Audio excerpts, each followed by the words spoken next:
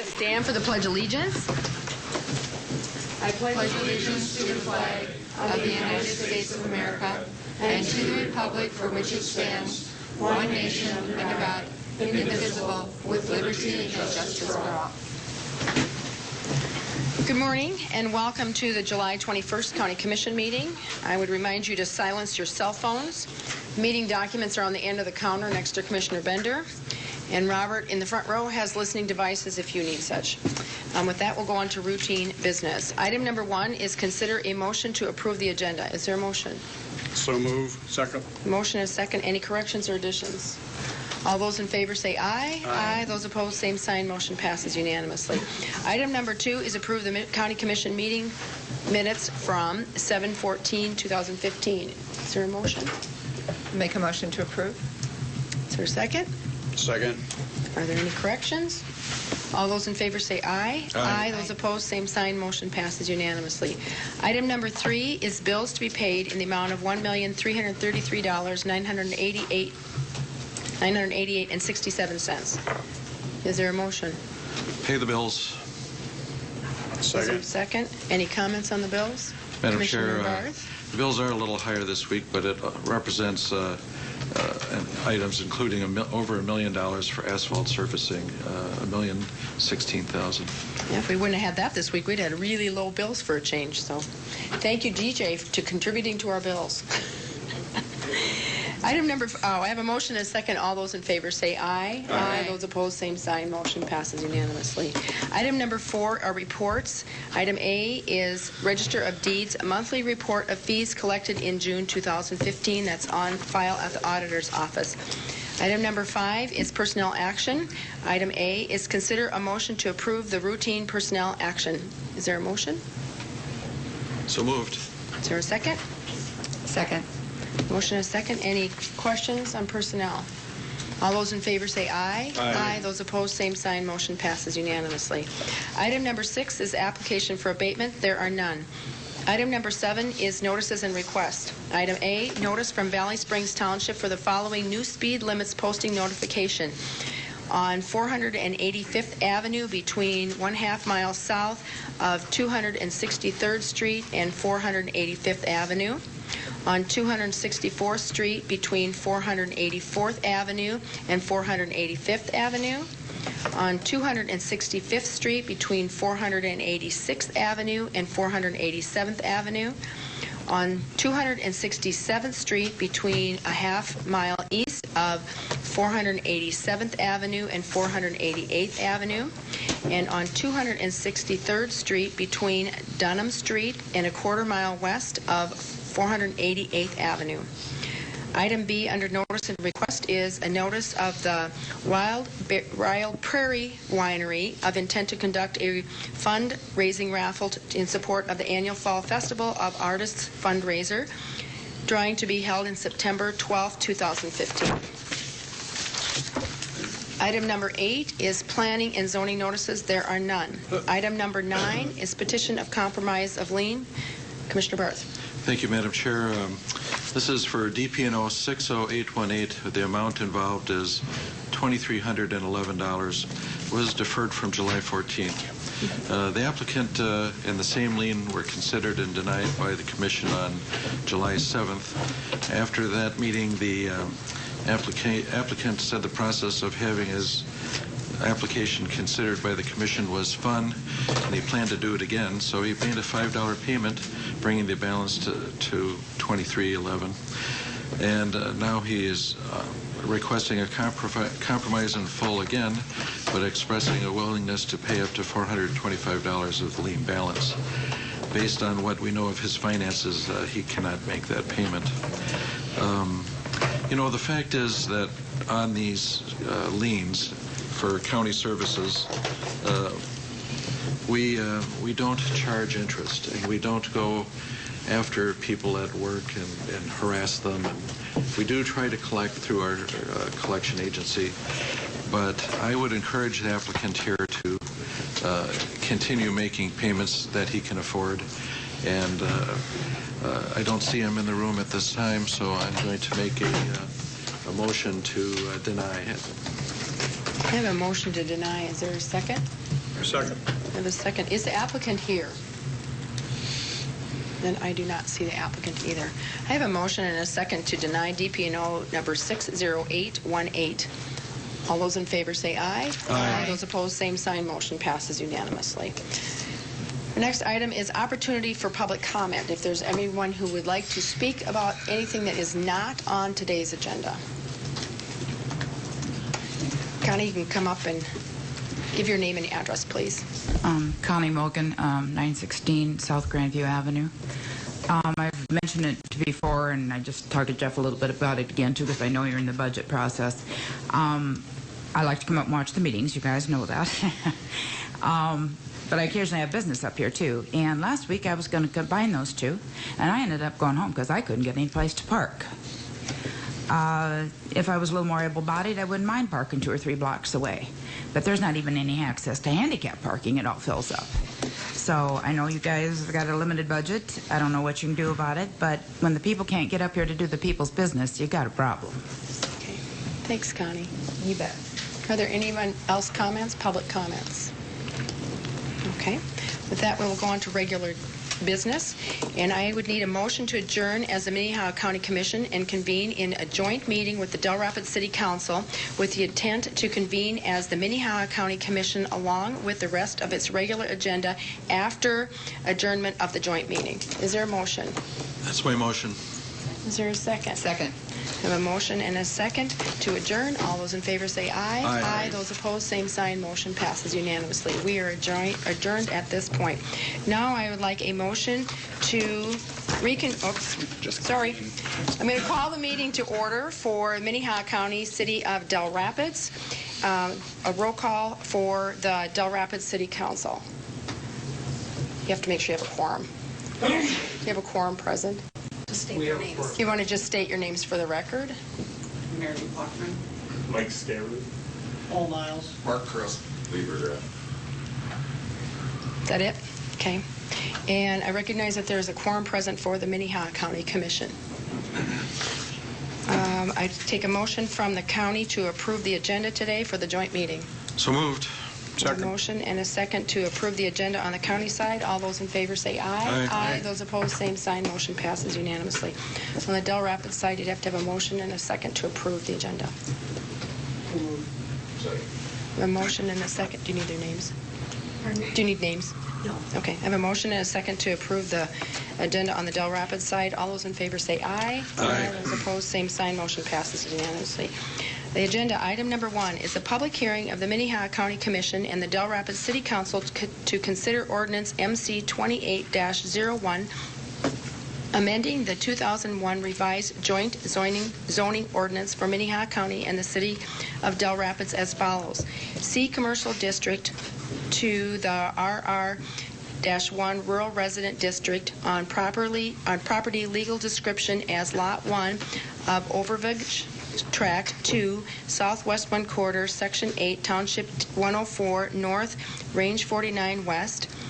Minnehaha County is hereby rezoning the C Commercial District to RR-1 Rural Residence District, and the official zoning map referenced to in Article 2-2.03A is amended to include the property in the RR-1 Rural Resident District. David Heinhold. Good morning, Commissioners. David Heinold, County Planning Department. The applicant submitted a request to rezone a parcel of land is located in this image. It's approximately a half-mile west of Del Rapids city limits along Highway 115 that goes to the east to I-29. It's approximately 1.99 acres, which is the minimum size for rural residential. One is 1 acre. And July 21st, 9 a.m. was set as the public hearing date for the second reading for this rezoning request. Notice of this meeting was sent out published on July 8th in the Del Rapids Tribune. The County Planning Commission and the City Planning Commission both voted unanimously at the last meeting on June 22nd to recommend approval of rezoning 1504.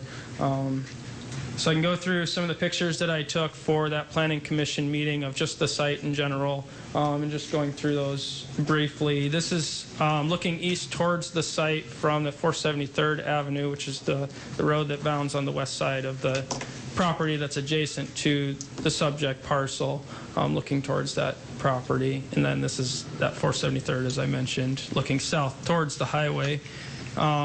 This is looking back north from the subject parcel. This is the subject parcel, looking right at where that would be. As you can see, it's agricultural ground right now, or small parcel farmland. And again, going in through that same parcel there. This is an existing driveway that, as you can see, to the left of the image is an existing feed mill business that isn't in operation. The applicant can clarify on that. And again, there's the existing business. This is Highway 115 on the south side of the subject parcel, and then looking back towards the west, towards I-29. And then this is the parcel on the east edge of that property. There's an approach there. And then again through there. So I back up to, and then I also provided a link to the Flex Viewer map, which you can click on different parcels and get the information of neighboring parcels. The surrounding area is zoned rural residential 5, which is a minimum of 5-acre parcels for residential lots. And if you have any questions, I'll be glad to answer them. Okay. Are there any questions for David? Does Del Rapids have any questions for David? Okay. This is a public hearing. Is there anyone who wants to speak in favor of this change in zoning? You can speak in favor. Give your name and your address and.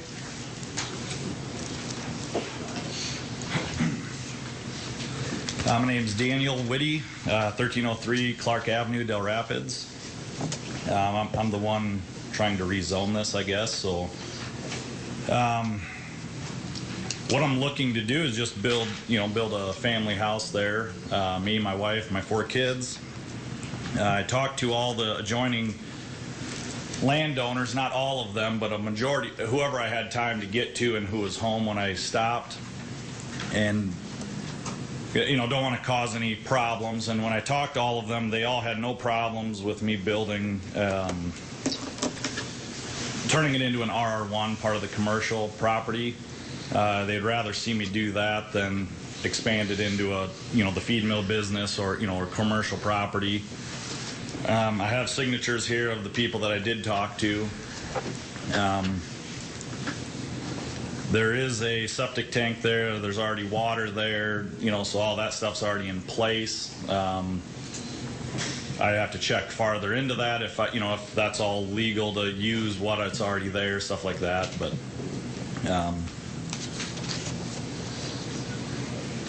that's about all I have, I guess. Is, Okay. Just looking to rezone it. Okay.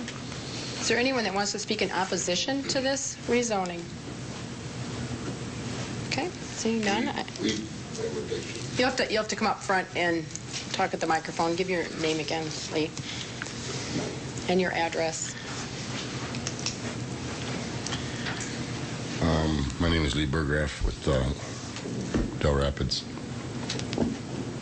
Commissioners. I'm not necessarily speaking against it, but what I'd like to wonder and can have you guys consider is this is right in the middle of an RR5 zoning all the way around. And would this possibly trigger these RR5 people to want to subdivide their land, and we got septic tanks all over? How are we going to stop them from doing that? Once we let him build right there in that small parcel. I don't think it will, but Scott, did you want to comment on that?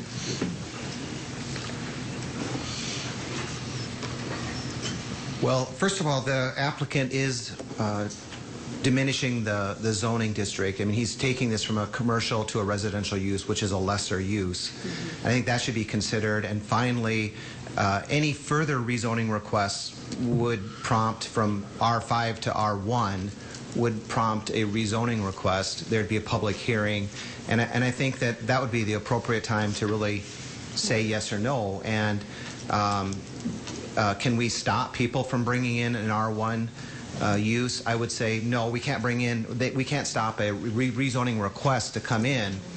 But I think that we need to remember that they're down zoning this from a commercial use to a residential use, which I think is going to be a benefit to the rest of that RR5 zoning district, because it will diminish the potential use for commercial property there. I mean, the applicant could subdivide this right now as shown on there and could develop it as a commercial site.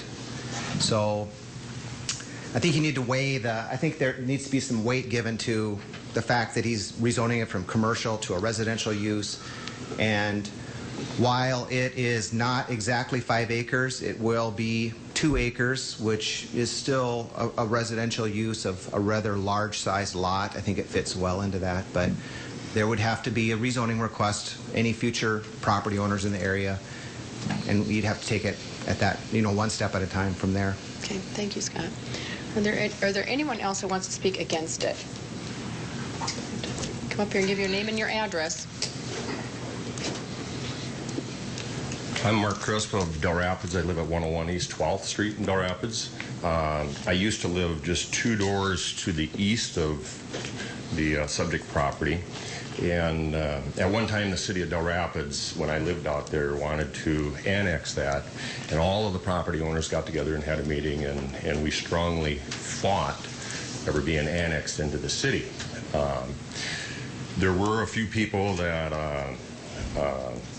said that, hey, maybe there's an advantage because I could subdivide my property and sell off lots. The problem with that is if we allow more and more houses to be built out there, more septic tanks, in the event the city ever does want to move that way and some of the property owners decide that let's annex in, how would we service those people with sewer when they have a septic tank? How do we service them with water when they're currently hooked up to the rural water system? The other thing is I believe, as Lee believes, once we allow this property to be rezoned down to a 1.99 acre, more people are going to come in and request that. And if you grant that, is that going to overload the rural water system? Is the rural water company going to say, we can't service all these people out here, Del Rapids, why don't you service them? Now we're in the conflict of the city needing to service them, the people not wanting to annex in. I'm not opposed to him building a house there, but if he's going to build a house there, why aren't we rezoning the whole property so it is a little bit more the same size as what the surrounding neighbors are? To expand the feed mill, the way I understand it, he's subdividing off 1.99 acres. The rest of it is still zoned commercial, which means he can still expand the commercial part of it, whatever that might be. I just don't think it's the right move to make, simply because we're going to have conflicts with the neighbors. So. Would the proponent like to speak again? Person in favor. Did you have any other additional comments?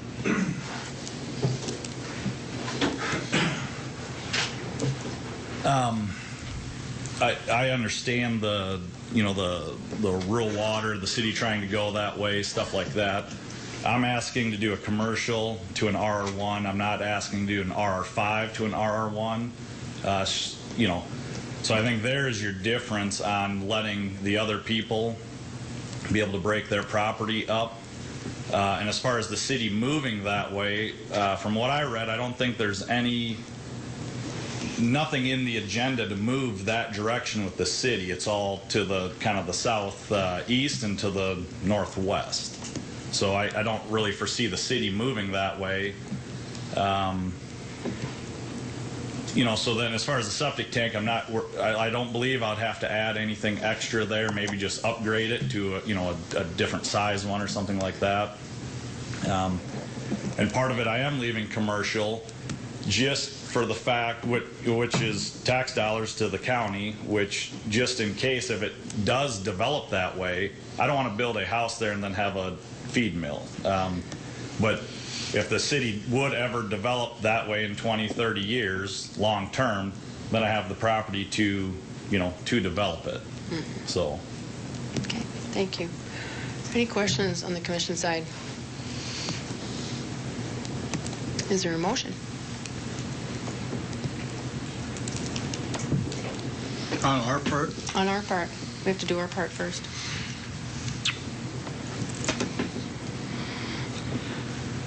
Madam Chair, I'm not going to make a motion, but, just for discussion, I know the issue for water and sewage, this isn't the only case where that's applied. When we had some stuff down at Renner Corner, there was a concern that the sanitary district down there would not be able to handle any additional stuff, and that wasn't septic, but obviously water and these things. I'm sure that the rural water people would tell us, or they could be asked anyway, if there would be a problem if many more homes were built in that area. They could tell us that there was no more capacity to supply water. And I guess additionally, I think that many areas that run on septic wind up getting annexed, and so I don't think it would be preclude a city from annexing it. It might be more expensive for everybody, but I think Sioux Falls has gobbled up chunks of septic tank area over the years, and there's more to come. So I don't have a motion at this time. I'm just discussing, I guess. Okay. Any other discussion or a motion? Commissioner Benega. I have a question for Scott.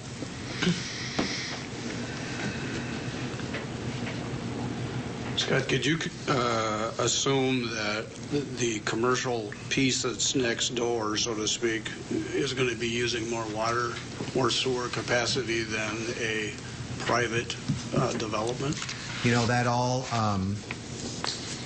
That all depends on the proposed use that would go into the property. As it stands right now, it's a non-operational feed mill, so there's very little water or sewer that might be going into that site right now. But that's not to say that the property owner could redevelop that property right now and could put, with the appropriate, perhaps a conditional use permit, could put in a gas station or restaurant, or a use that would use more water and sewer. So, right now, there's very little usage for water and sewer, I would assume, because it's non-operational. That's not to say that that couldn't change in the future. Additional comments?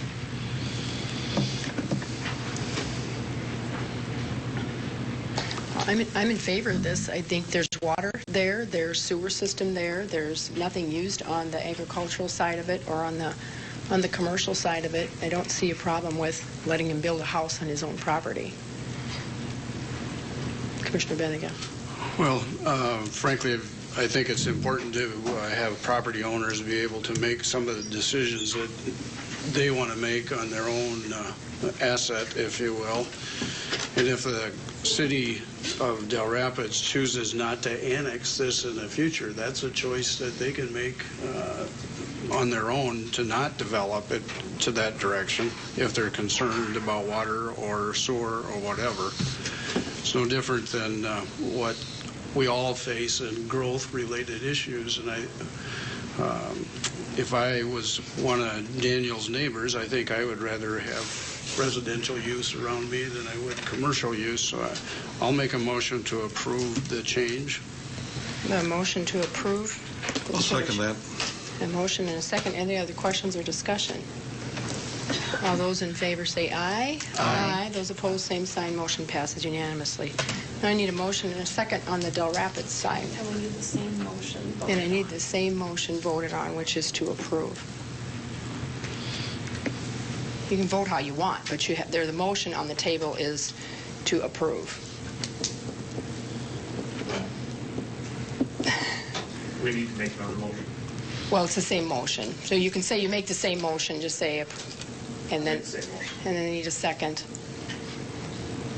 Is there a second to the motion? Is there a second to the motion? Motion dies for a lack of a second. So we're done. unless there wants to. Clarification. Just Clarification, they can take up their own motion now, which can come back to you being the same motion if they wish to make a motion and a second and vote on another resolution of it. So Do you it's have in a their court yet. Yeah. Do you have a different motion? Point of order. Make a motion to deny the request. Is there a second? I have a motion and a second to deny the request. All those in favor say aye. Aye. Opposed? Aye. Motion passes 3-1. Does the county commission want to reconsider their motion? Well, it takes concurrence, doesn't it, both? Yep. It's going to die. It's going to die if we If you leave don't take ours it out. this way and they leave theirs that way. It just dies. If we don't change ours. Yeah, if we don't change ours, it's going to die either way. So, does the commission want to make a different motion? Madam Chair, we could also maybe make a motion to defer for a period of time and see if But they would have to. They would would have also to have to make make the the same same motion. So Correct. I'm just throwing that out as an alternative that would be they can always bring it back if we don't deny it. right. Question, what's the ramification if he's denied? Is there a time period or before Scott? I think Scott will take it up, but yes. They would have to wait 6 months to reapply. But they could reapply at a later date. We would collect a new fee. We would re-advertise it. We'd basically start it all over from step one. The neighbors would be notified. We'd go through a public hearing at the Planning Commission, and the applicant could, in that 6 months, work to better educate all the participants, players, whether that's elected officials, neighbors, whoever. So those are your options. I mean, it either dies today or it. I mean, if it is denied, he can come back in 6 months. If it dies today, can he come back in 6 months or less? 6 months or more. So he has to Either wait. way. He could come back in 6 months, but we would go through the process again. Yep. Commissioner Barth's idea or proposal to continue this would allow them time to discuss this with the city. Maybe, if the applicant thinks that he can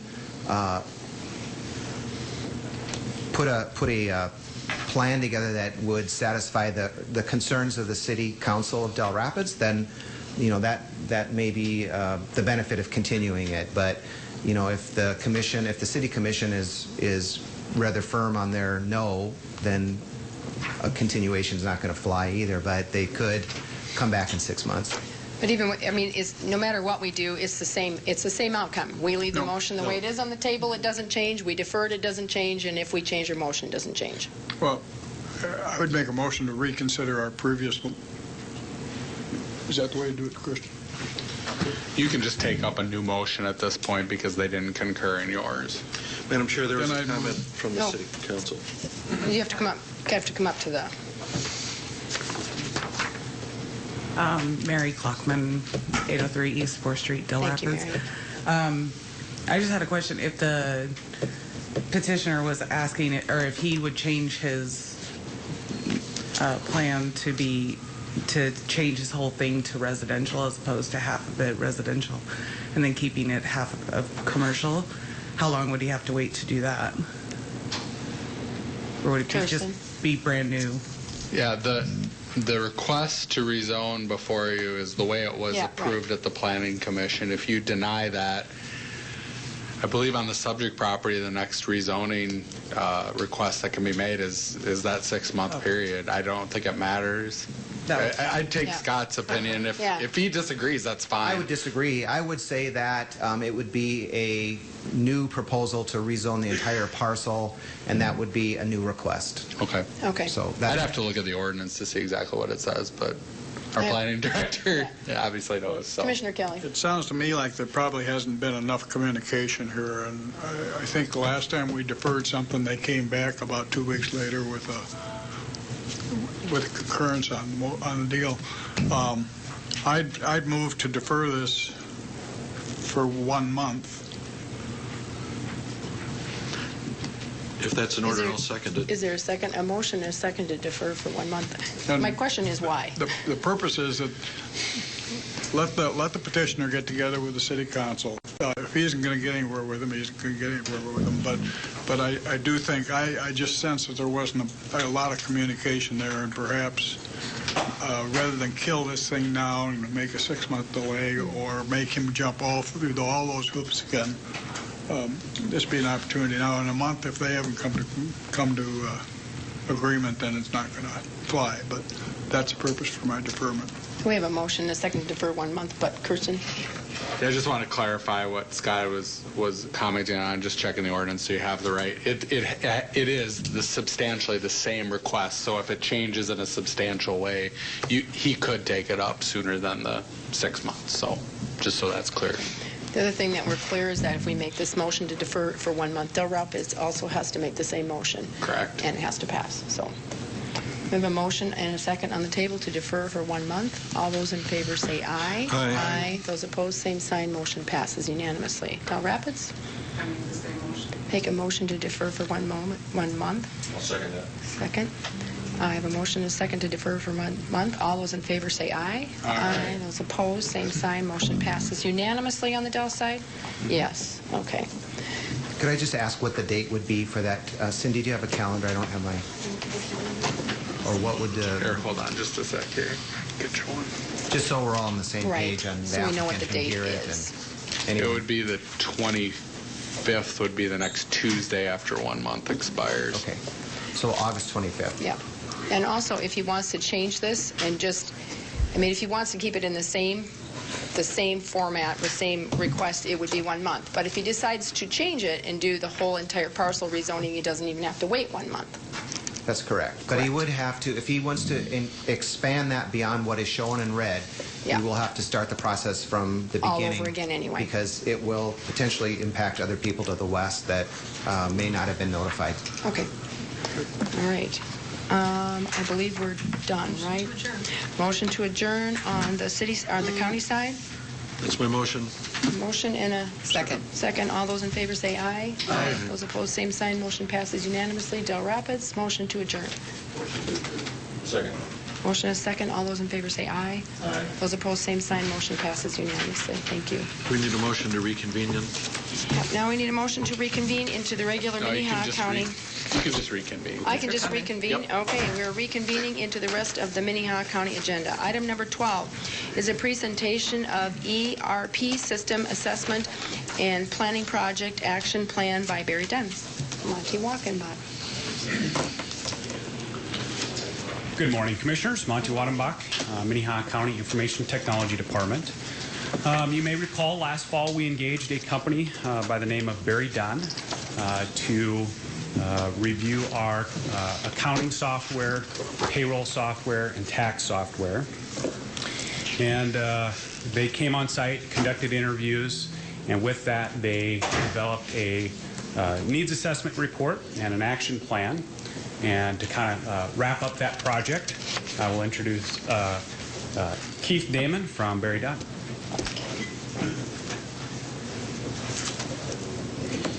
Thank you, Monty. Good morning, everyone. Thank you for the opportunity to kind of present to the You have to Commission. speak into the microphone. Thank you. Thanks for the opportunity to be here this morning, kind of present the work that we've done with the county. We wanted to kind of just touch on the agenda if we could for a moment. We want to do some brief introductions, talk about the project tasks and the work that we performed, the current environment analysis, improvement paths, and some of the direction for the county going forward. So if you can, in our packets, if you'd like to follow along, I'm going to start, I guess, on page number 3. Again, I'm Keith Damon with Barry Dunn. I'm a manager in the government consulting practice, a local government team. I've been with the firm for 5 years. My background is one of municipal IT. I was an IT director for the city of Keene, New Hampshire for 17 years. Worked with J.D. Edwards, Oracle, and PeopleSoft for another 10 years. So the work that we've done here is very consistent with many clients across both the U.S. and Canada. I'll let Ryan just kind of introduce himself as well for the brief background. Good morning, Madam Chair, Commissioners. My name is Ryan Doyle. I am a lead business analyst on this project. So in that effort, I've been helping Keith and working with our project team and working very closely with the county project team to prepare all the deliverables for this project. Been with the firm for 2 years. I'm a senior consultant within Barry Dunn. Prior to joining Barry Dunn, I actually worked in the public sector. I worked for the federal government for the United States courts for 5 years.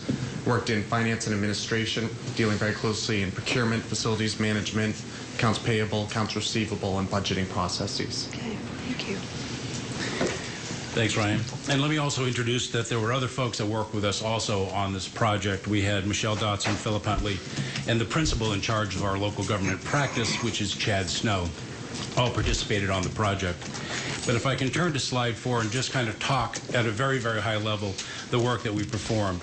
Some planning efforts up front to coordinate our on-site activity, and I realize that we have some members that may not have been with us through the entire process of our work with the county. But we did some pre-planning work. We came on site and did an assessment work with a great number of users throughout the county.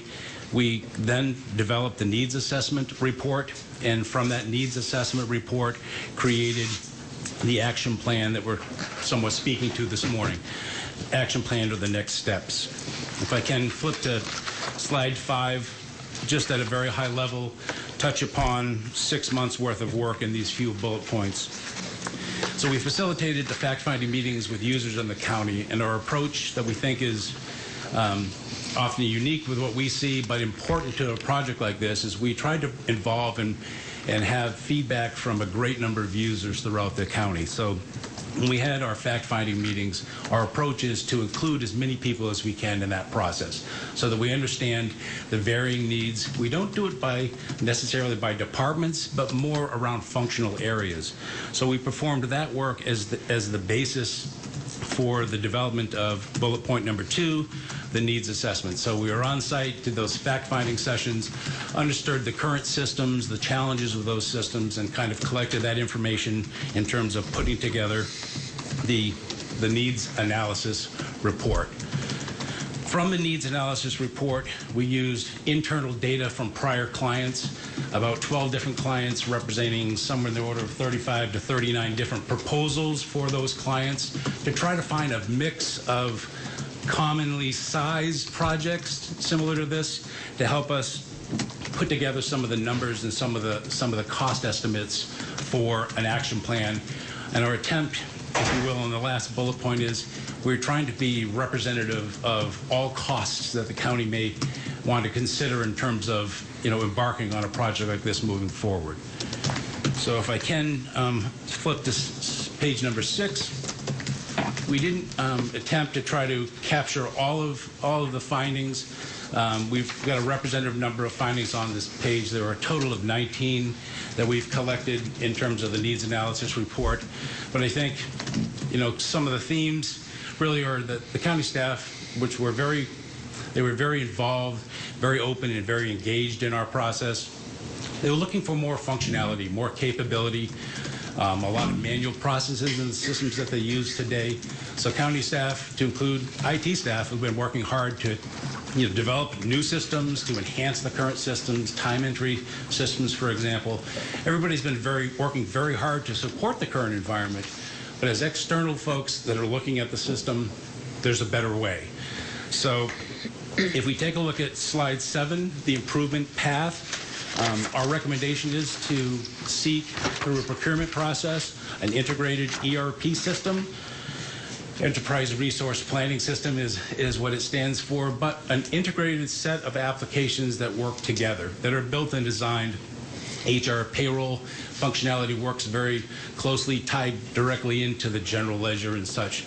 So I won't get into the details of an ERP system or take us down that rabbit hole, but a system that allows for integrated capabilities between modules. So that is there were several different options that we considered, but that's the approach that we're recommending for the county. So on slide or page number 8, I won't get into reading all the opportunities or improvements here, but generally, easier support, designed functionality that works together with many of the ERP modules. There's still ample, effort needed by IT staff to support a project like this. This is a project that would be a multi-year endeavor to embark upon. IT staff are critical both to the success of that project and the integration of applications that may still be used going forward in the future. So I won't read the slides or the benefits to you, but certainly a lot of opportunity for enhanced capability within the functionality of the software that we have. So, you know, I guess I'll leave it at that in terms of those improvement points. And Ryan, I'll turn to you for slide 9 to talk about timelines. Perfect. Well, thank you very much. We've identified through our action plan really a two-phased approach that we're recommending to the county for moving forward from this point. So the first phase would really be a procurement phase. So that would involve the county working to educate some staff on modern ERP functionalities. So there are lots of homegrown systems being used today in the county, some older legacy systems that have been around for decades. So there's a lot of new functionality out there, a lot of potential that folks may not be aware of. So our first step is to educate some of the staff about what modern ERP functionality might be out there. The purpose of doing that is to help to define what some requirements might be for a future system. So one of the most critical components of identifying a future ERP system is identifying those functional and technical requirements. So what do we need the system to do? What's working well today? What do we need the system to do in the future that's similar to what we do today? And what additional functionality might we need a system to do in the future? So that would really be that second part of the procurement process, is identifying those requirements. And then it would be a process of developing a request for proposal, issuing that to the vendor community, asking them to respond to those requirements and identify how best they might be able to meet those requirements. And then eventually go through a reference check process, check with peer communities that are also using similar systems, and identify, do these references check out, and does this appear to be the best system for the county? So then the next step, of course, would be to select a potential vendor and to move forward with that vendor. So based upon our experience working in similar engagements, we do this work all across the country. We are based out of Portland, Maine, but we do most of our work out of the Northeast. We anticipate about an 8 to 10 month process to begin with, again, identifying some vendors to come in and show some of that functionality all the way through the contract negotiation process. Through that process, we recommend that the county also engage with an independent consultant to help facilitate that process, someone who might be able to bring to the table best practices and knowledge of the vendor community, as well as some of the functionality that might be available out there to help facilitate that process. Obviously, a software vendor will come in and tell you exactly what they want you to hear, and they will tell you how best they might be able to meet your solution, but they may not always do that with the full knowledge of the county and some of the county's requirements. So that really wraps up that phase 1 procurement phase. And turning to slide 10, that would take us into phase 2, which would be the implementation portion of a new system. So that would really be identifying business process improvements. So what are we doing today that might be better situated through an electronic or automated process? What manual processes might be replaced through the implementation of a new system? And how best might we go about doing that? So then the steps would be to configure with the selected vendor a new process in order to have a system that's really tailored to meet the county's needs. It's not necessarily buying something that's shrink wrapped in a box sitting on a shelf at a store. It takes a lot of effort to configure a system, to really identify what those improvements might be and what those opportunities are through a new system. And of course, as part of that, adequate training for end users. We want to make certain that county staff are properly trained on how to use systems and how best to utilize the tools in front of them. So again, based upon our similar processes going through implementations of enterprise resource planning systems, we anticipate, based upon the scope of work which we've worked through the county this far, about a 13 to 23 month timeline from end to end to really initiate the implementation process and go all the way through the user acceptance training and the acceptance of the system process. In terms of the software vendor costs, we'll have some more detailed figures on the following slide, but we anticipate costs between $1.7 to $2.2 million all in for the professional services, the software, etc. Again, we recommend that this county consider hiring somebody to come in that is both independent and objective to help the county through the process of implementing. As Keith mentioned, this is a very time-consuming process, a very labor-intensive process. We often see folks have full-time dedicated project managers to this effort because it really is a very focused effort to coordinate across all the individual functional areas and to make sure that things are operating smoothly. So based upon our estimates, that estimate could be anywhere in the range of $210,000 to $420,000 for that 13 to 23 month period. And we'll move to slide 11.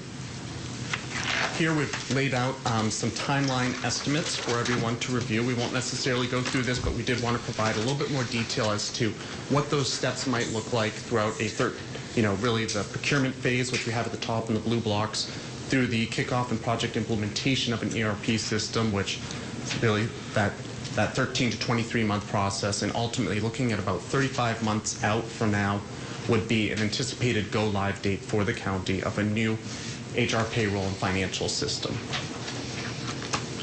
If I could just amplify and note that there's quite an effort to kind of work through the requirements and understand the specific needs of the county, because though you can have 3 different clients using the same piece of software, the needs are unique to each client. The setup is different.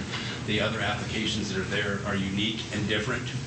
So to the degree, we look at this entire timeline, that front effort really defines the specific needs that then we ask the vendor community to kind of fit, if you will, and make that determination of what best serves the county. Really, it's that planning effort at the front end of everything that really helps to contribute to project success in the long run, as opposed to simply selecting a vendor that may be out there and offering a comparable system and not going through a requirements definition process. You have no way to measure success and also to hold the vendor accountable for the product which you ultimately receive. Okay.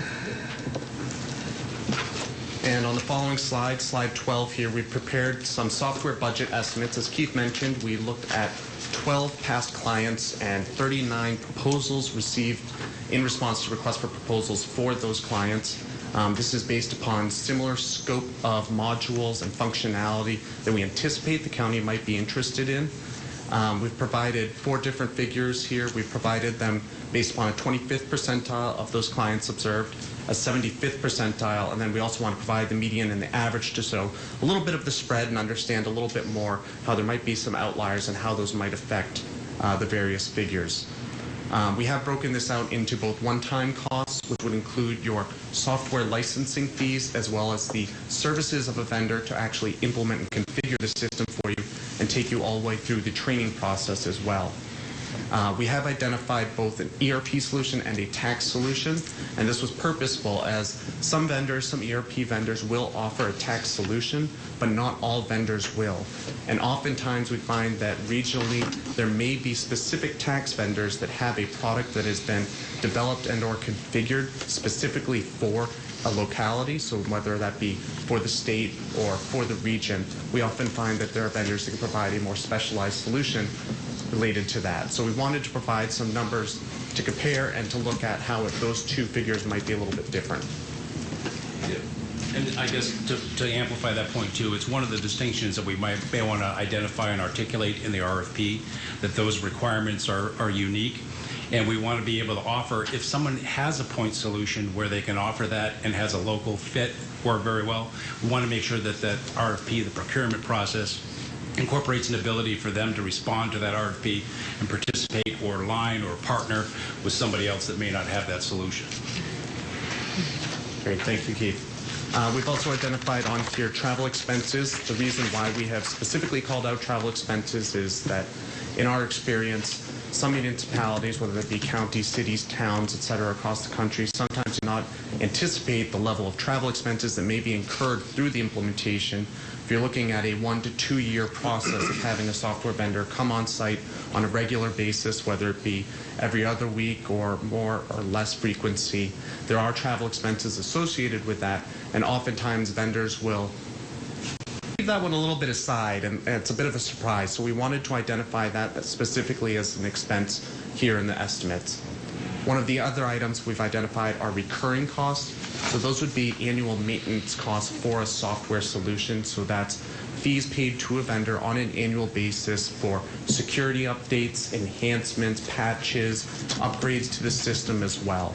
So we wanted to identify those costs as well so the county and the commissioners can better understand what the lifelong costs might look like for a system.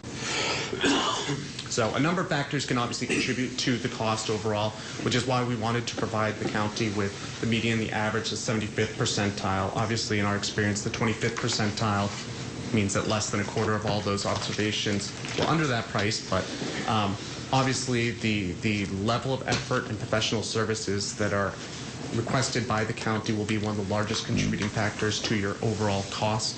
That could be whether it's cleaning costs, data conversion costs, or other configuration costs as well, can really help to drive what those professional services are as it relates to the one-time cost.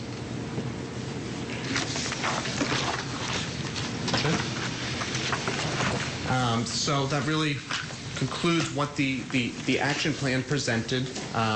So in terms of recommended next steps, as we've identified them, we've recommended that the county initiate and plan for the procurement phase. So really that first of the two phases to really help to start to define what some of the requirements are, identify a county project team to work on this effort. It can be a considerable effort to both plan for and also go through the evaluation process for a new ERP system. We would recommend some pre-RFP vendor demonstrations, as I mentioned, to really help to enlighten staff as to some of the functionality that may be available in modern ERP systems. And then, of course, go through defining those functional and technical requirements, really what the county needs out of a system in order to be successful and really maximize the utility of a system. So to that end, we've recommended that through this process, we know it's the budget process right now, so looking at that 8 to 10 month horizon for the procurement phase and then looking ahead to the system selection or implementation phase, we've recommended that the county begin to have the discussion about possible funding sources for a possible ERP solution. Questions? Commissioner Bender. I'm curious how the costs follow the timeline. And so what costs are we incurring up to the decision point at 6 months out?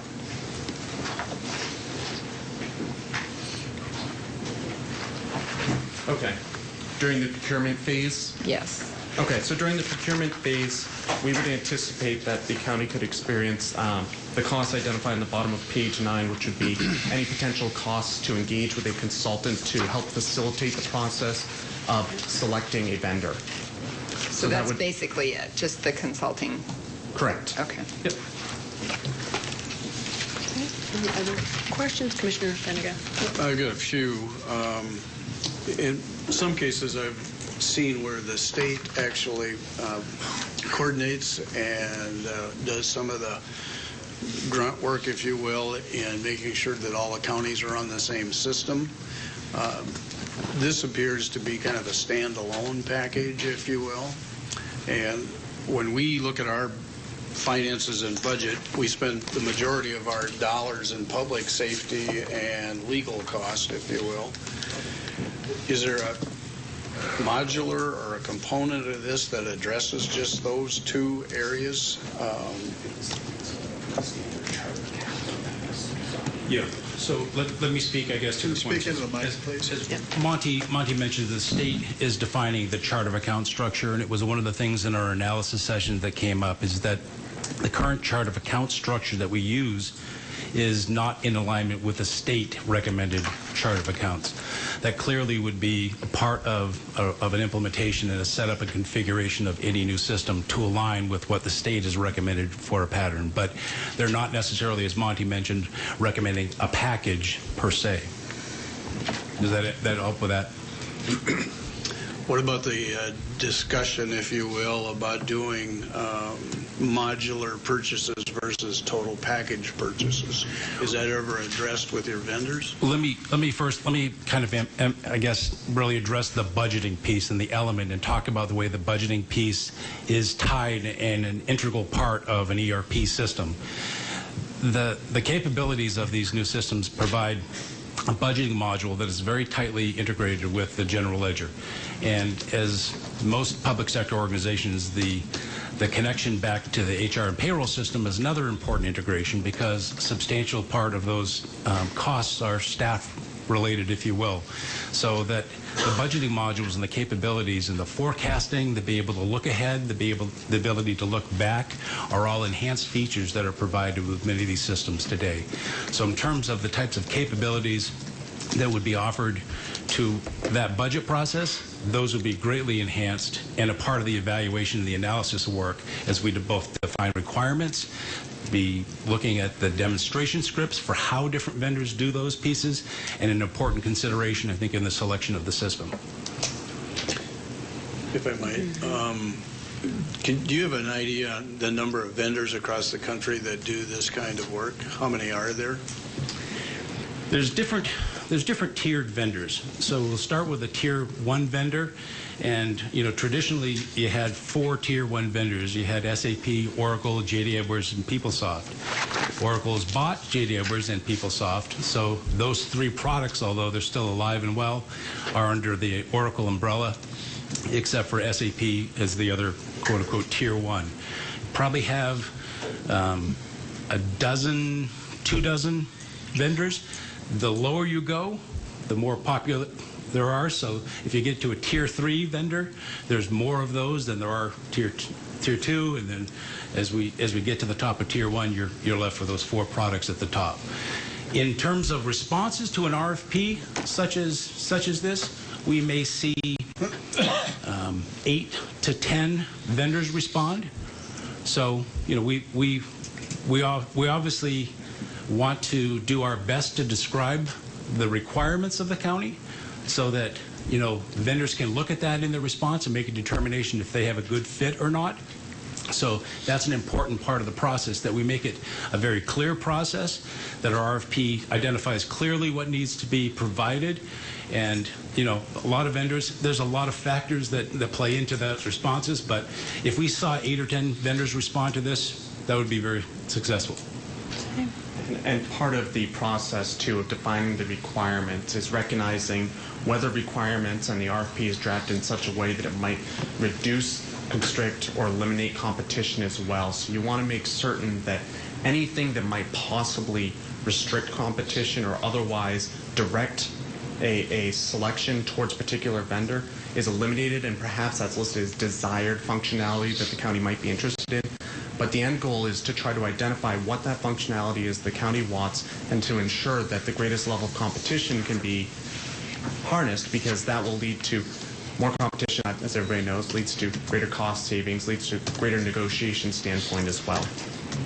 Okay. Additional questions? Commissioner Benega. I just have one other, I'm sorry. That's fine. When you look at the total package cost, do you ever do a return on investment, so to speak, on what the benefits are and what the costs are based on your investment, if you will? How long it takes to return those expenditures? We've seen different clients that have come through a process like that, and we've worked with a couple of different clients in Texas that come to mind. And they have really tried to, I guess, post-implementation, look at the way in which it changed their work structure so that it allocated people in different ways, it provided capabilities, it allowed staff to get to projects and initiatives that they weren't able to get to, and they've measured some of those successes, they've measured some of the savings in terms of paper, for example, in terms of automating and making the processes more electronic. But it's not hard. It's not hard numbers for certain, but in terms of capabilities and the things that we can do, those are very measurable. It really, one of the biggest savings is the savings in staff time, which is taking away the need to do some manual and redundant data practices and processes. That's not to say that staff will have free time. It's that staff will use their time in more constructive ways, we've found. Staff are able to, instead of spending time focusing on inputting information, they then have time to take that information and look at it in a more analytical framework in order to make more informed and better decisions. And I guess to amplify that, because Ryan struck a nerve with me as well, it's the capabilities of the system. When you create a more timely collection of data, you can make more timely decisions about it, but it provides more data to be able to make those management level decisions. And so we see that particularly important in terms of the budgeting process. Department monthly reports, budget to actual reports, it's more timely. It was one of the challenges that we noted in terms of our findings. So the more automated it is, the more timely it can be, and the better decisions you can make based upon that data. So you kind of rung that bell with me, Ryan, when you mentioned that. Commissioner Kelly. So what I hear you saying is that for this is going to be $2.5 million investment or more. We're not going to see any less employees. We're not going to see costs reducing. We're going to see them going up.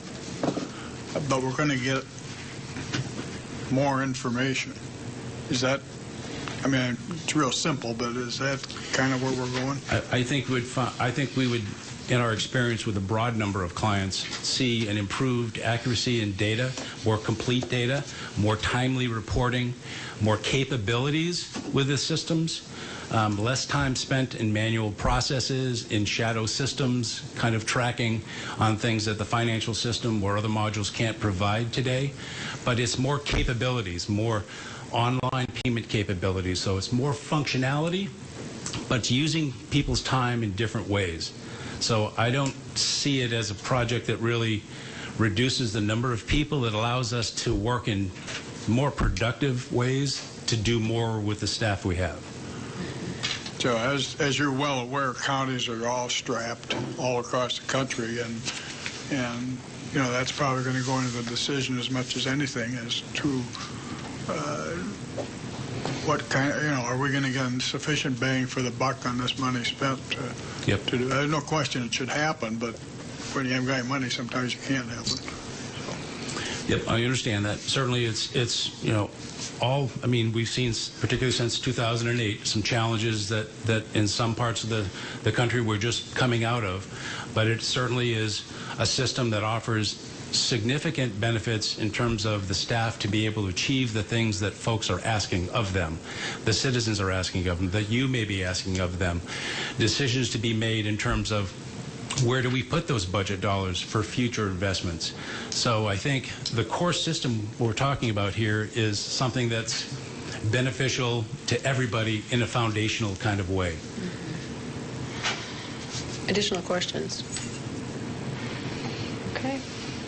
Thank you very much for flying here and giving us another presentation. And our pleasure. Thank you very much. Thank you very much. Monty, did you have any comments before we move on to the next agenda item? I don't know if you do. Just give you opportunity if you do. Nope, thank you for your time. They kind of wrapped up that action plan in April, but it took us a while to kind of find time for yourselves to kind of just wrap this up. Okay. But I think I can speak for a lot of county staff to say that, when they were here on site, they asked a lot of very detailed, in-depth, intelligent questions and really kind of dug into a lot of the processes and applications that we have here at the county, and I was very impressed. Okay, thank you. Thank you, Monty. All right, with that, let me move on to item number 11. Is a briefing and analysis by Infrastructure Management Systems on Minnehaha County Pavement Management Systems, DJ Boothie and Zach Thomason. Good morning, Commissioners. DJ Boothie, Highway Superintendent. In the beginning of 2014, we embarked on a really big project for the department and for the county to develop a pavement management system, and one key component of that is to survey the roadway system, the roadway network, and find out what we have. Another key component is to implement that into a software system that allows us to use that data. Zach Thomason is here through IMS. They're out of Arizona, and his company spearheaded the whole project for us.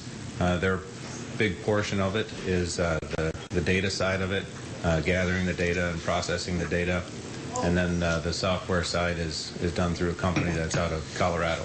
But Zach is going to give you basically an executive summary of the project. It's a very big project, a lot of stuff that goes into it. We have a full detailed report if anybody is interested.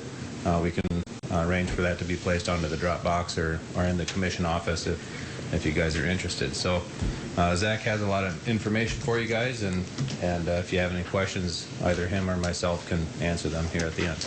Okay, thank you. Zach?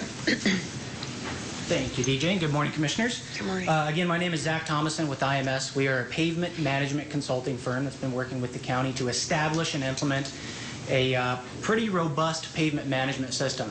DJ had mentioned the report. I'm going to review some of the highlights of the report, kind of summarize not only what we did for the county, but what we found and even what we recommend at the end of the day. So with that, I'll jump right into it. Let's take a first look at the scale of investment. Minnehaha County maintains approximately 350 centerline miles of road. That's a lot of pavement. It's 51 million square feet of pavement, which results in likely the single largest asset that the county maintains. And I want to hone in on that. Pavements are an asset to be maintained, certainly not a liability. And the value is roughly $791,000 per mile, or a total of $280 million, and that's for the pavements and subgrade alone. That doesn't include the cost of the land, the right-of-way, the signage. That's just the pavement. So this is a huge asset that we're working with. A quick early look at the pavement condition. The PCI score on the network is a 69. PCI stands for a Pavement Condition Index. That's a 0 to 100 score that ranks the overall health of a roadway. 0 being very bad, 100 being a perfectly brand new road. So a 69 is good, and I'll show you here in the next few slides how that ranks to other agencies across the U.S. as well. The backlog of work is sitting at 4%. So backlog is when is in terms of full reconstruction candidates and partial reconstruction candidates. Those are your big ticket items that need to be attacked. 4% is excellent, and I'll show you why I say that's excellent in the next few slides as well. Overall, the county rates a solid B+. So the concept of pavement management is really a balanced approach of 3 specific ingredients. The first is understanding the condition. We can't build a pavement management program without knowing where we're at. So understanding the condition provides us a baseline for the pavement management system. The next is to work with the county to define priorities and analysis techniques and reporting capabilities. And then we refine that with county objectives, policies, and budgets. So it's really a combination of all 3 of these ingredients that form a solid pavement management program. Now, why do a pavement management program? The simple answer is it is far more cost effective to maintain an asset than it is to let it deteriorate over time. Now, as you can see in this slide, the first 40% of a pavement's life has a 15% drop in quality. But the next 15% of that pavement's life has a 40% drop in quality. So that's that steep part of the curve there. So as soon as a road goes over that curve, so to speak, it deteriorates very rapidly. So as you can see, we can spend $1 now maintaining roads that are in good condition, which is far more cost effective to maximize roadway life, rather than letting it deteriorate and spending $8 later. And the next graph simply shows you that there is a target zone for doing rehabs. You want to capture roads while they're in good condition. And the intent is to maximize roadway life by picking the right roadway candidates at the right time with the right treatments. Roads are like any other asset in our life. You can compare it to a vehicle that we drive, a car. When you buy a car, you fully intend to do oil changes, routine maintenance, flush the coolant, and you do that because you want to maximize the life of the vehicle. We don't drive them until the engine drops and replace the engine because it's very expensive. Roads are exactly the same. So let's take a deeper look at the Pavement Condition Index. Again, it's a 0 to 100 score. You can see that on the y-axis there. And then we've got time on the x-axis. And this simply illustrates that, again, at certain points in a roadway's life, we do certain treatments based on its existing condition.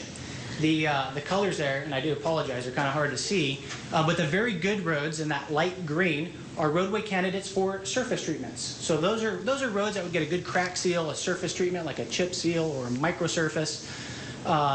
That's the right approach for those roads. You drop down to a poor road between the PCI of 25 and 40, and those are roadway candidates that need a thicker treatment. They need something more robust. So those are the thick overlays with extensive R&R work that is to be done.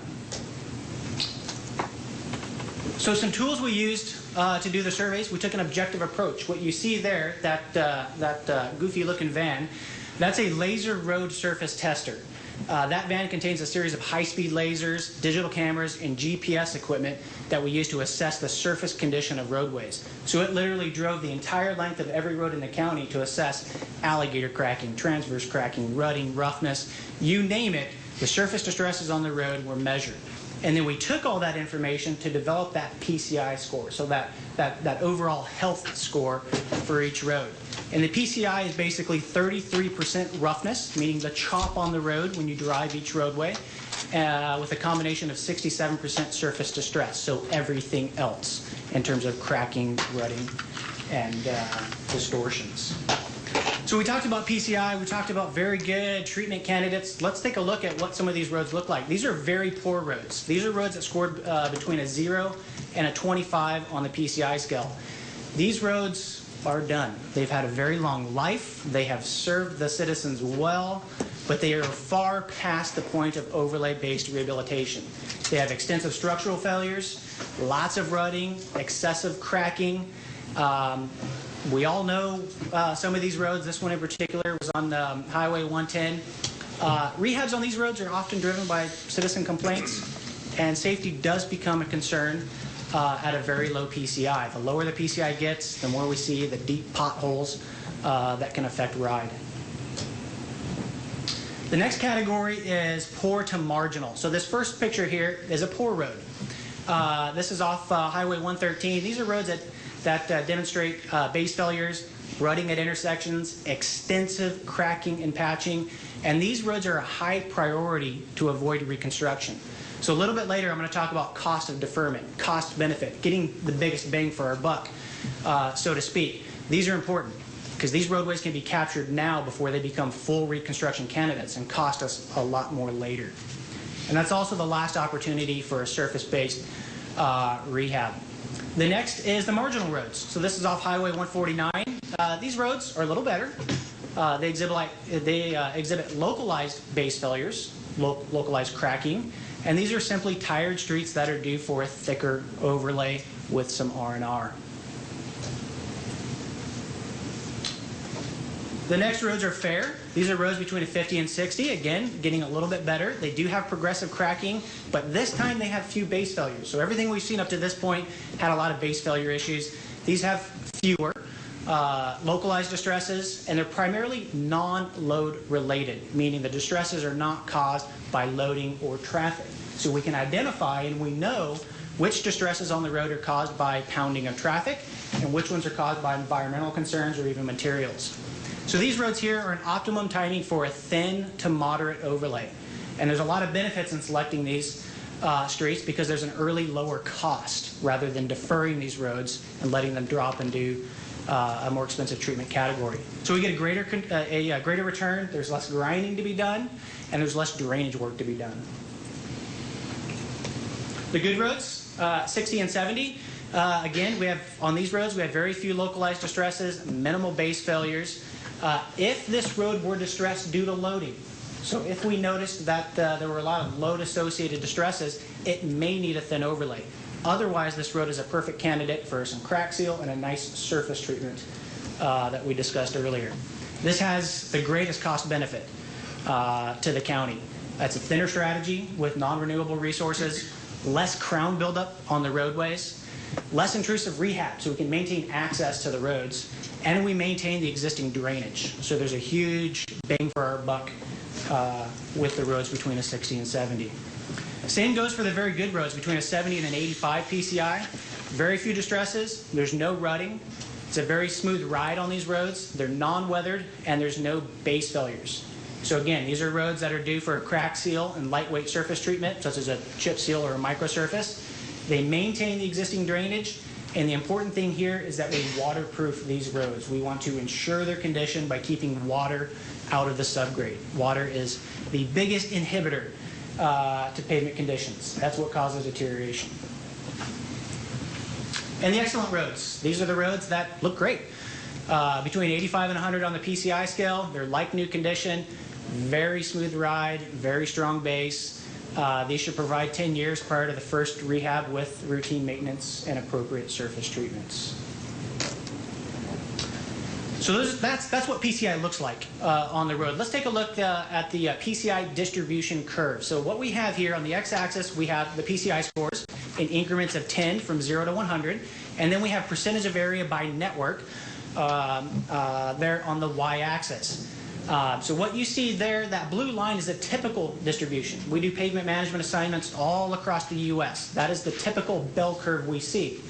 And by comparing the county to that, we can actually gain a lot of insight and knowledge. So we can see here on the upper end of that bell curve, it maxes out at about the 60 to 70 range for typical agencies. We see the county actually exceeds that from about 60 to 90. That's a good thing. What that tells us is that there's been effective crack seal, surface treatments, and patching going on within the county. We can see that. It's reflected in the data. Now, some areas of concern, there are a fair amount of roads that are ready to fall into a heavier rehab category. So that's where we need to start prioritizing and optimizing our analysis by using cost of deferral and cost benefit approaches.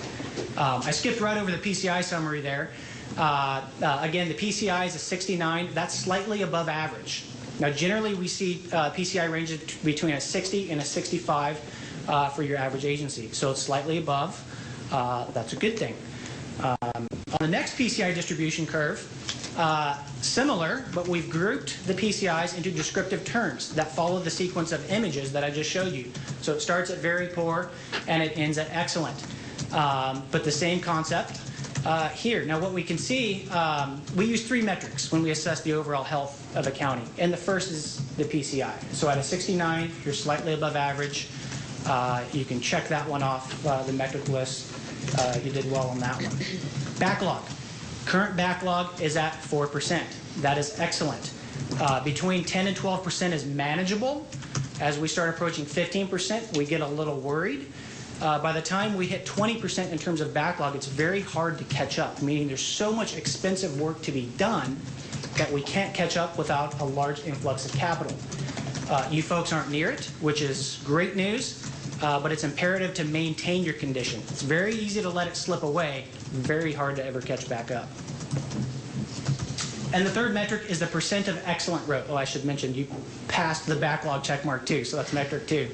The third metric is the percent of excellent roads. Generally, we like to see that above 15%. You folks are right now at about 14%, very close. So didn't check that one off, but it was nearly there.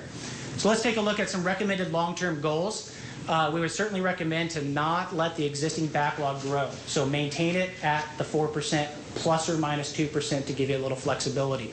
And certainly to invest in the overall network to maintain the average PCI above a 69. By doing that, you'll increase the percent of excellent roads, therefore meeting all 3 metrics. This is a quick plot of that PCI condition data. So that's a simple Google Earth plot. Lots of green on there. That's a good thing. Green is good. Red is bad. Again, the average PCI 69, backlog 4%. We'd recommend maintaining or even achieving something above a 69, but at least maintain it and to maintain a backlog of that 4% as well. Let's take a look at how we set up the models and how we analyze the data. This is a pavement deterioration curve. You've seen a few here recently, but these are the curves in the county's pavement management system. This is the intelligence that drives rehab decisions throughout the county. The red line is the typical deterioration of a road without treatment. And as you can see there, at specific points in that roadway's life, there are treatments that are triggered on their roads. And a few things about these curves. These curves are based on the DOT's pavement curves as well, but they were customized specifically for county use. We use the existing core data at the county. So the county had all these good cores that they popped on the roadways, and this tells us how thick the surface of the roads are, as well as how strong the subgrade is. So we used that in the development of pavement deterioration curves. And then we also enhanced it through performance-based triggers. So rehabs don't simply happen because of the age of a road or that it was a certain sequence. Rehabs are triggered by the actual condition of the road. So as the county maintains the pavement management system and updates the pavement condition data, it's the condition data that triggers rehab maintenance. So So let's take a look at the methodology that we used real quick when we did the analysis. We understand funding is not $0, nor is it unlimited. That's an important one. We also understand the county places a value on its roadways, its arterials, collectors, and local roads.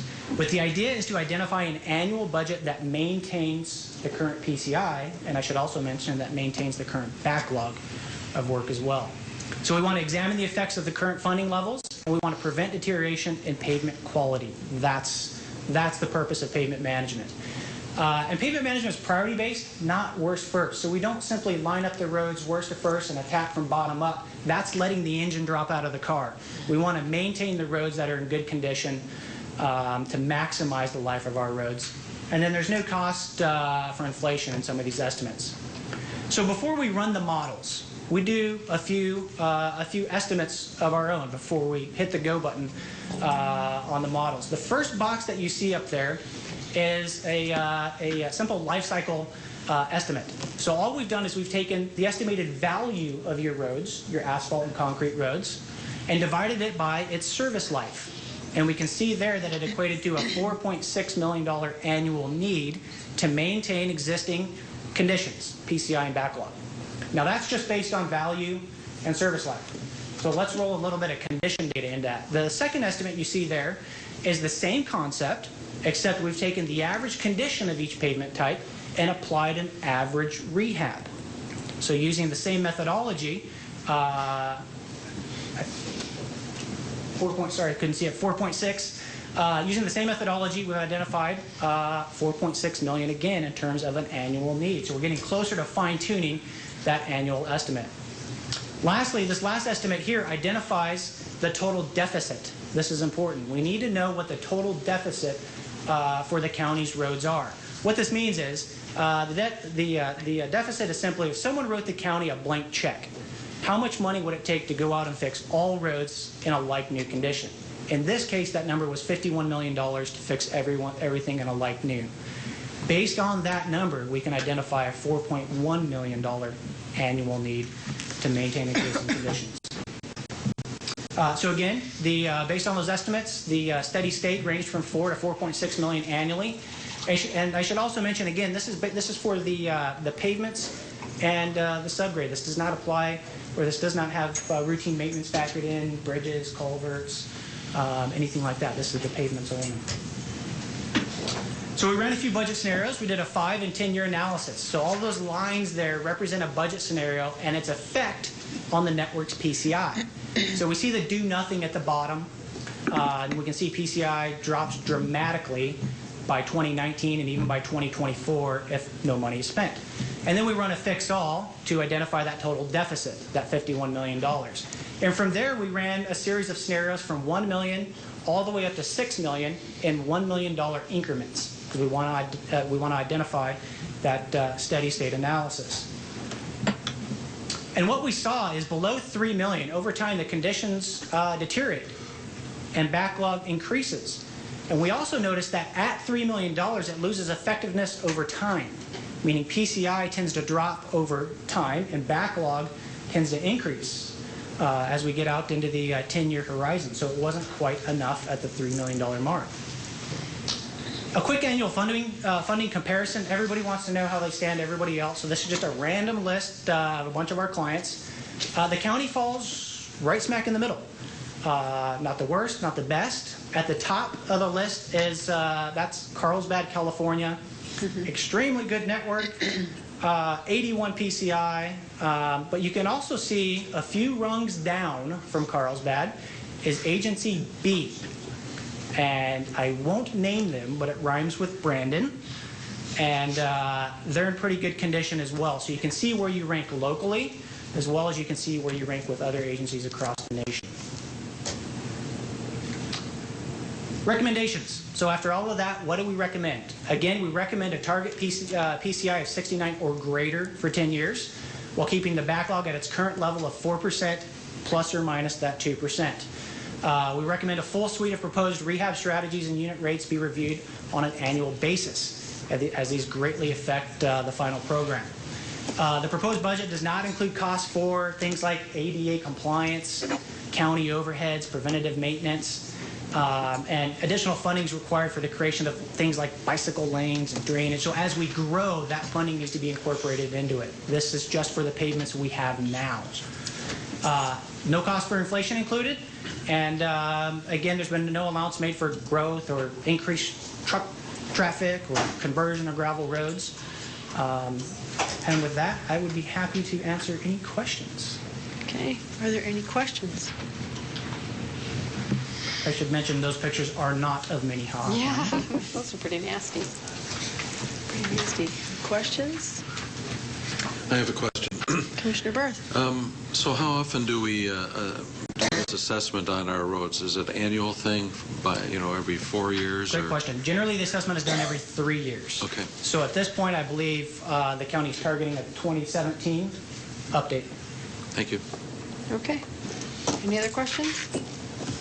All right. Thank you. Thank you very much. Item number 12 is consider a bid award for the purchasing of enhanced ballistic vests by the Minnehaha County Sheriff's Department. Kristen Trana. Good morning, Kristen. I apologize that I'm Kristen Trana. I'm with the Sheriff's Office, and I realized that there was a typo on the memo. I apologize. These aren't enhanced. These are the standard ballistic vests. I apologize. These are the standard vests that our patrol officers and certain determined people in the jail wear on a daily basis. We submitted for bids and opened bids on July 1st. It was determined that the lowest bidder does not meet our bid specifications, and so we are requesting awarding the bid to the second lowest bidder, which is Ray O'Hare and Company, and the amount would be $6,080 for 8 vests. Any questions for Kristen? Is there a motion? I'll make that motion. Is there a second? Second.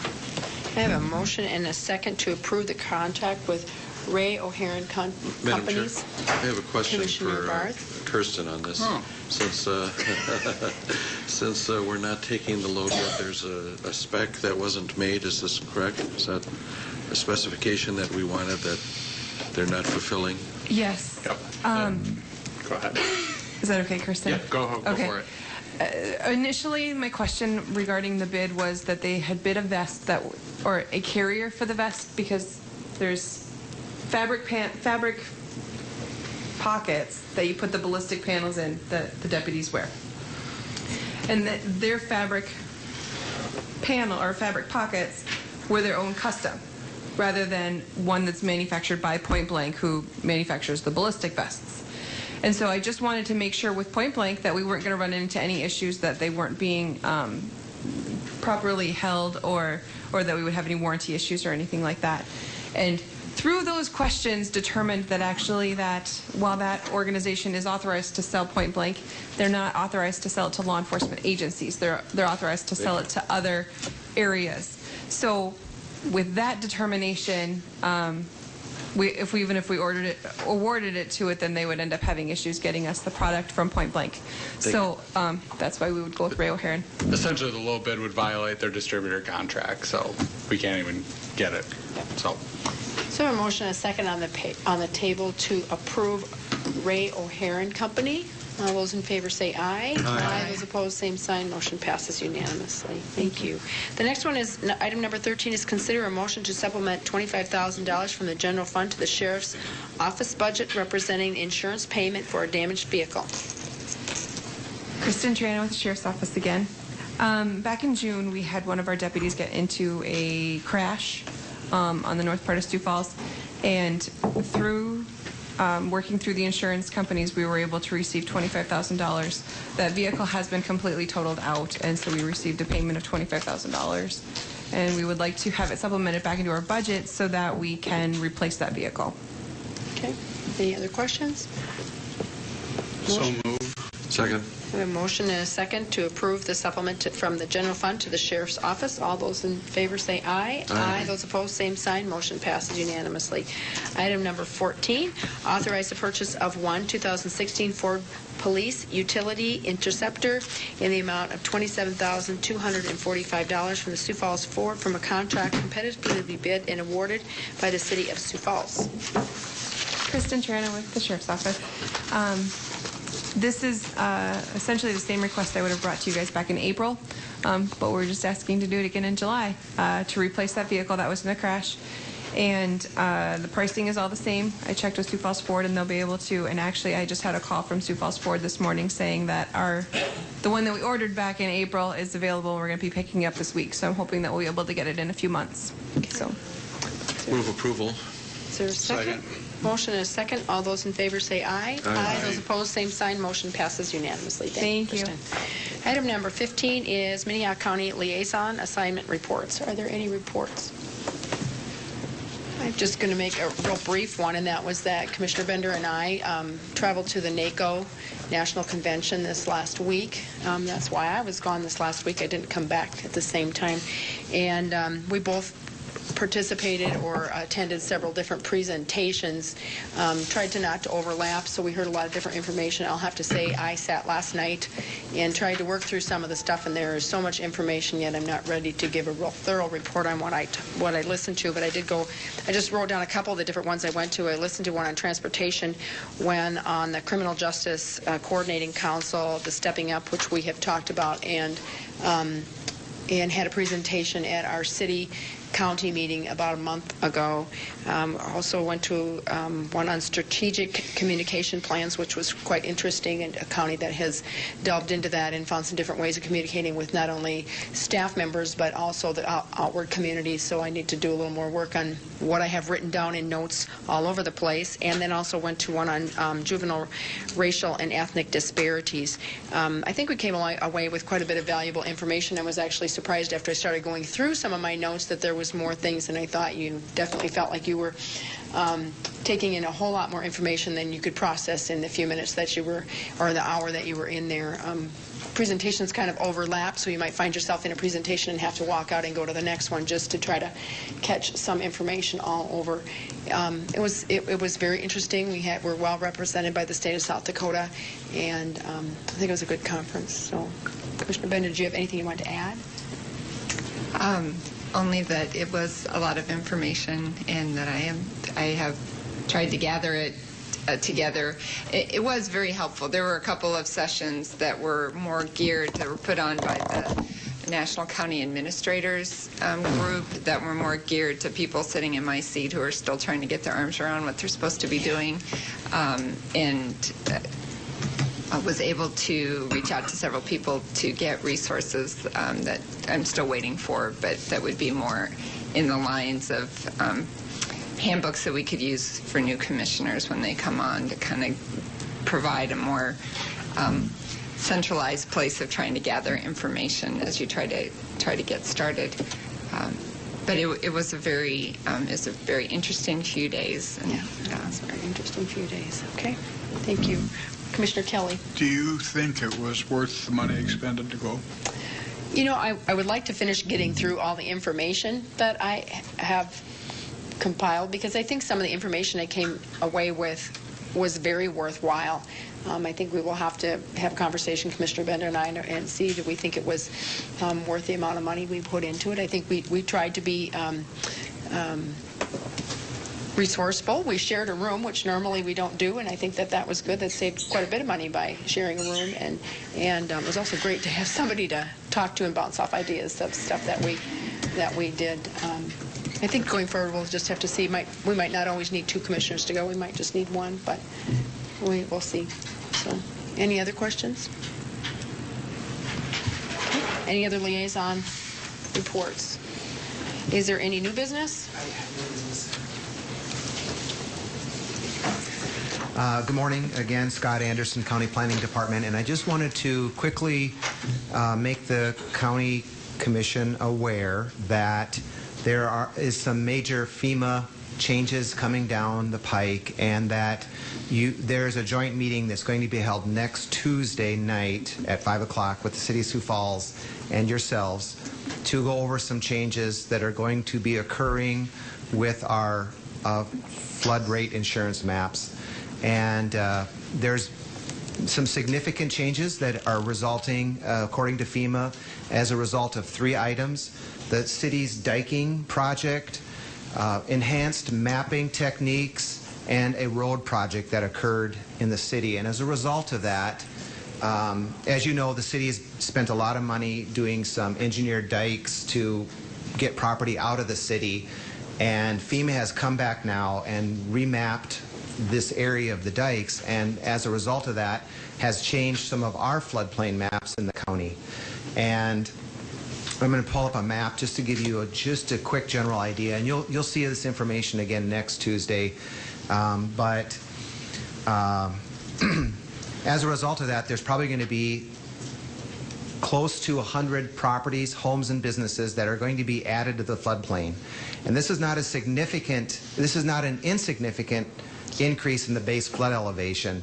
It is up to 2 to 3 feet that the water is going to be going up. Now, if you look at this map, the road that's right in the middle that goes straight north is Cliff Avenue, or Highway 115 that goes up to Del Rapids. And the blue is what was the existing floodplain, and as Kevin can show you, the red is all of what is going to be increased and added to the floodplain. So this is North Cliff. You'll see that where his pointer is there, that's the mobile home park. On the other side of the road is all some commercial properties, the soil conservation. But more significantly, as you move further north up on 9th and 10th Avenue, all of those properties are going to be added into the floodplain. These property owners have all been notified. They've been sent notice. We are going to be holding a public open house also next Tuesday at 7 p.m.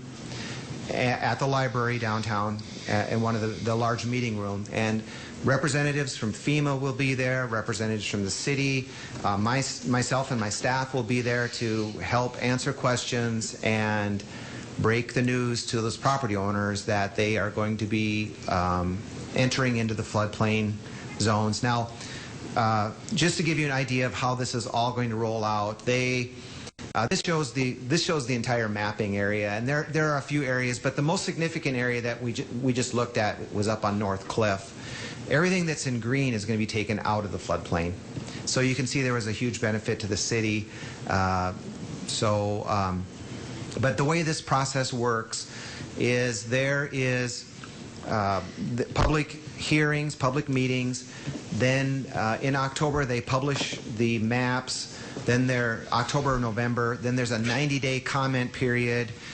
Then once they receive all the comments, there's a 6-month process where they revise maps based on any comments they receive, any new engineering data. But in essence, it's pretty much set. And then the maps will become effective around October or November of 2016. And as you recall, we've gone through this a couple other times where when the county receives new maps, it then requires us to readopt our flood ordinance with these new map dates. And the date of these maps is going to be June 26th of 2015. I just received the maps right before the 4th of July. We had all the conference calls with FEMA and the city on Wednesday and Thursday.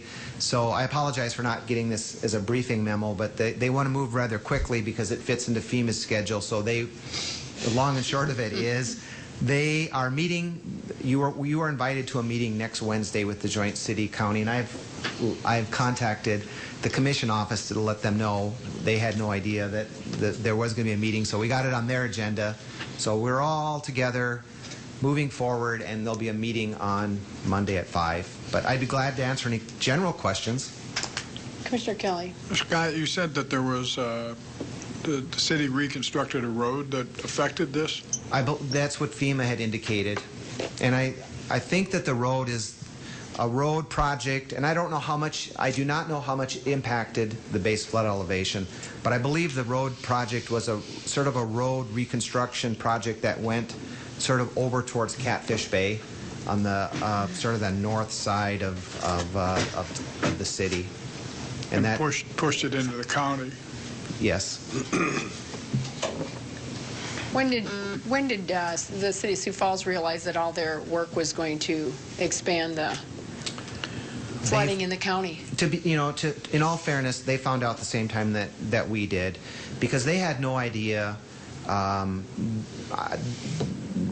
FEMA is the one that produces the maps, so they don't necessarily use any of what this, they don't take into account any city engineering data, or they have their own model and their own mapping programs that they use. And the city found out the same time that we did that there's some major changes. So are you saying that there's no way that anybody knows anything until FEMA finally tells us? And Yes, that's what I'm telling you, yes. Scott, when exactly is the meeting? Because you said a Monday, a Tuesday, a Wednesday, so I'm not sure when the meetings are. Next Tuesday at 5 p.m. is the joint city-county meeting. Okay. And then the open house is also Tuesday night at 7 p.m. at the library. And those are for the citizens that are located outside of the city limits.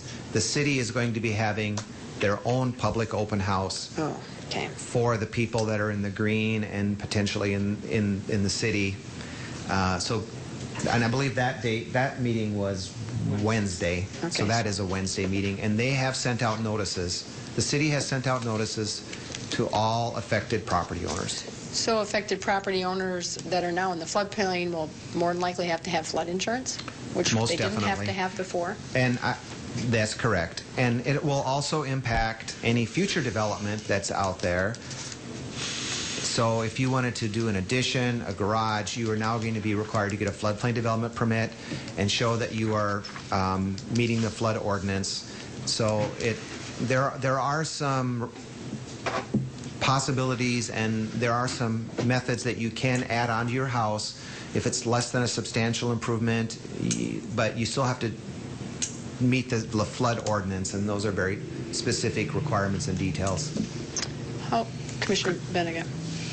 Well, some of us have gone through this once or twice before with the city issues when the city was told that the Empire Mall, everything along the dike, and all the probably most expensive property in the community was now part of the floodplain, and that's one of the reasons the dike got reconstructed.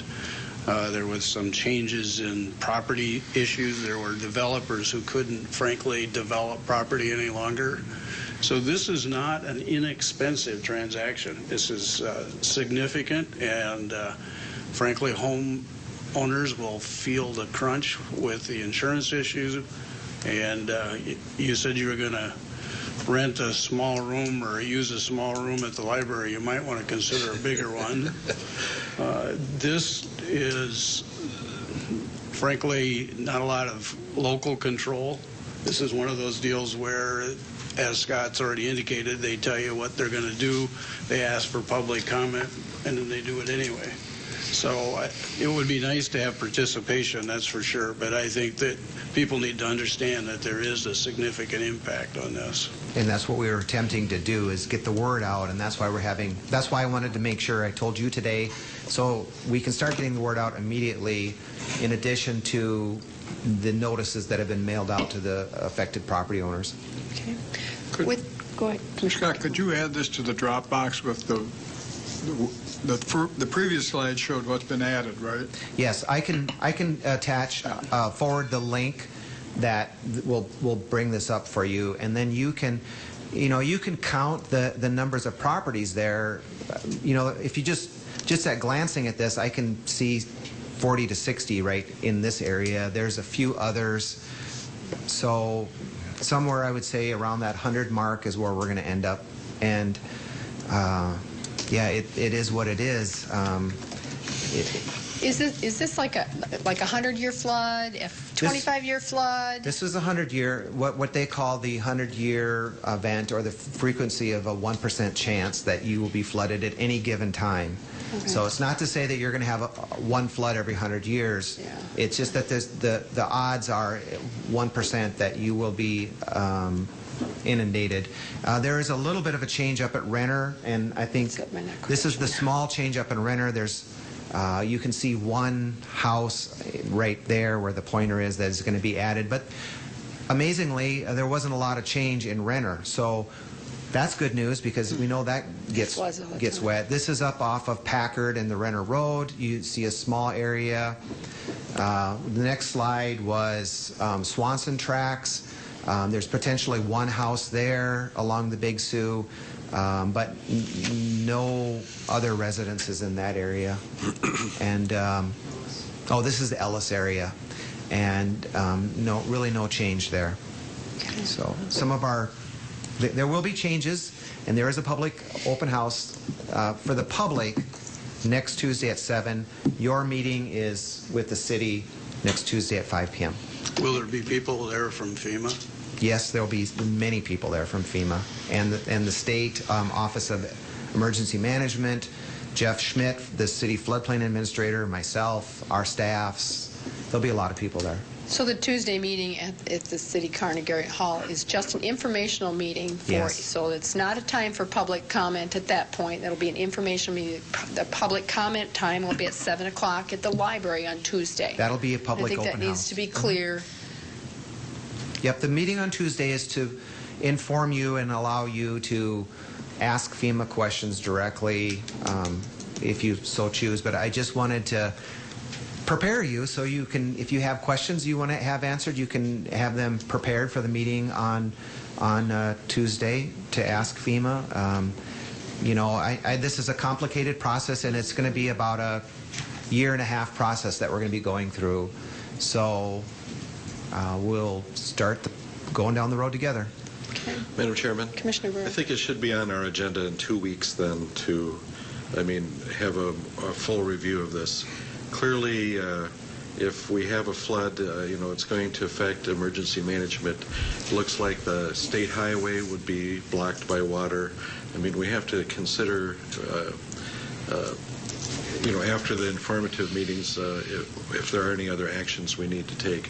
Maybe after the informative meeting, we could check with emergency management and see how long he would need to present something and then put it on the agenda. I think that's fine. We can put it on the agenda. Let's just... I've been in those homes without them being in the floodplain, and they have very wet basements because, we're now talking about water coming up above ground, and it's already heavy water pressure underground. Yeah. And I have contacted Lynn DeYoung and made him aware as well. So. Okay. All right. Thanks. Thank you. Is there any other new business? We got some more new business. Good morning, Commissioners. Kyle Halseth for a little good news that you can disseminate. We made a mad dash yesterday out to Pierre for an ag land study. Ag land, I guess you could still call it a study. They're determining what the values are for the agricultural land in the state of South Dakota. And to our surprise, after 5 years of an average of 15% increase in ag land, our ag properties this year will receive a 0% increase in agricultural land. Okay. I guess you can call that good news. We're not taking them up for once. So with that being said, we look forward to the years coming after it because we might see a reduction in value with the commodity prices. So 5 years of bad news, 1 year good. Thank you. Thank you. Just like farming. Yeah. Yeah. Is there any old business? Okay, seeing no old business, we will adjourn into executive session for pending litigation. Then we will probably take a couple minutes break if we need one, and then reconvene for budget hearings following that. So I need a motion to adjourn into executive session. So moved. Second. A motion and a second. All those in favor say aye. Aye. Those opposed, same sign. Motion passed unanimously. We are adjourned.